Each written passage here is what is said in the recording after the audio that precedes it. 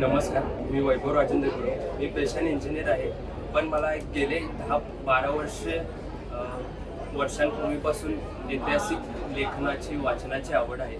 त्यामुळं मी गेल्या 10-12 वर्षांपूर्वीपासून थोडं कवितांचा सराव करत आलो आणि त्यानंतर ऐतिहासिक कविता लिहू लागलो. साधारण 4 वर्षांपूर्वी मी कविता लिहिली होती आर्जव या नावाने, तर ती मी तुमच्यासमोर सादर करत आहे.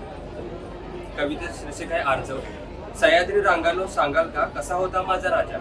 350 वर्षांपूर्वीचा इतिहास सांगू लागला तर किती येईल ना मजा. तुझ्याच खुशीत स्वराज्याची जशी स्वप्ने रंगली, शिवबांवर मावळातील पोरांची तशी भक्ती चढली.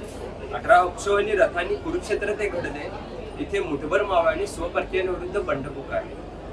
उधळला बेलभंडारा रायरेश्वराच्या चरणी, महाराष्ट्र धर्मरक्षणास शपथ घेऊ. किल्ल्यांबाबतची दूरदृष्टी महाराजांची दिसे मजला. सध्या किल्ल्यांचे इतके महत्व आहे का कोणाला.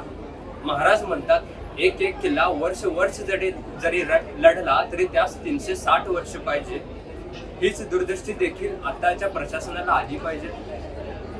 सह्याद्रीपुत्र शिवरायांस संस्कार जिजाऊंचे लाभले. जोहराचे मुंडके युद्धातून घेऊन येईल, हे खडे बोल अवघ्या मुलकाने पाहिले.